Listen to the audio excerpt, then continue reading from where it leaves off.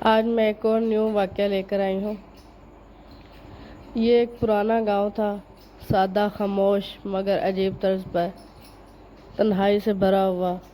گاؤں کے کنارے واقع قبرستان اتنا قدیم تھا کہ کچھ قبریں کچی مٹی میں مدفون ہو چکی تھیں۔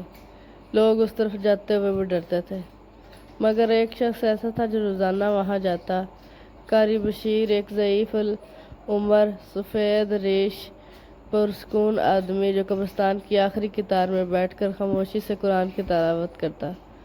اس کی خاص جگہ ایک خالی قبر تھی، نہ نام نہ تاریخ، بس ایک صاف ستھرا نیا سا گڑھا۔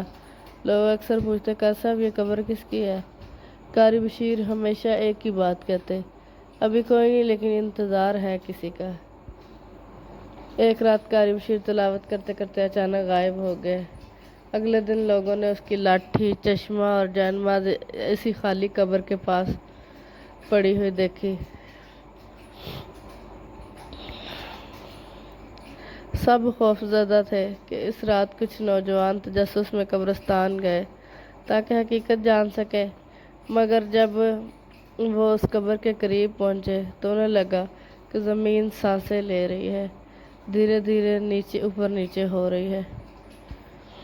اگلی صبح وہ قبر کھودی ہوئی اور بند تھی۔ اس پر ایک نیا کتبہ نصب تھا، بشیر احمد ولد غلام علی، تاریخ وفات آج۔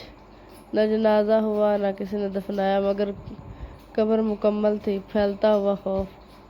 اس واقعے کے بعد ہر جمعرات کو اسی قطار میں ایک نئی قبر تیار ملتی۔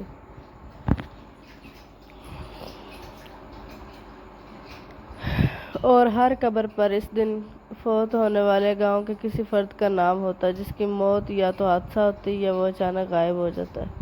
اب ایک بات واضح ہو چکی تھی کہ یہ قبرستان کسی فطری موت کے لیے نہیں ہے، کسی پہلے سے طے شدہ فہرست پر عمل کر رہا ہے۔ گاؤں کے امام حافظ عادل نے اس راز کو جاننے کا فیصلہ کیا۔ ایک رات وہ قرآن لے کر قبرستان میں پہنچے۔ انہوں نے اس قبر کے قریب بیٹھ کر سورۃ یاسین کی تلاوت شروع کی۔ اچانک تیز ہوا اور سردی اور زمین میں لرزش شروع ہو گئی۔ امام کو لگا جیسے زمین کے نیچے کئی آوازیں چیخ رہی ہوں۔ اسی لمحے خالی قبر سے قاری بشیر کی آواز آئی، میں زندہ ہوں لیکن قید ہوں، تم سب کی تقدیریں لکھی جا چکی ہیں۔ آخری قطار مکمل ہوتے ہی قاری قبرستان اپنی کھچائی مکمل کرے گا۔ اب صرف ایک قبر خالی تھی۔ گاؤں کے لوگ بے چین تھے کہ اگلا کون ہوگا۔ سب نے اپنے گھروں میں قرآن خوانی، دعائیں شروع کر دیں، لیکن اگلی صبح وہ قبر پھر بند ملی۔ کتبہ پر نام لکھا تھا، حافظ عادل، جو سچ جان گیا۔ سب نے جان لیا کہ وہ قید صرف اس کے لیے تھی جو اس راز کے قریب گیا۔ آج بھی قبرستان کی آخری قطار کی وہ خالی قبر موجود ہے۔ اب لوگ وہاں جاتے ہوئے بھی ڈرتے ہیں۔ کہا جاتا ہے کہ اگر آپ اس قبر کے پاس زیادہ دیر کھڑے رہے تو کتبہ پر آپ کا نام ظاہر ہونے لگتا ہے۔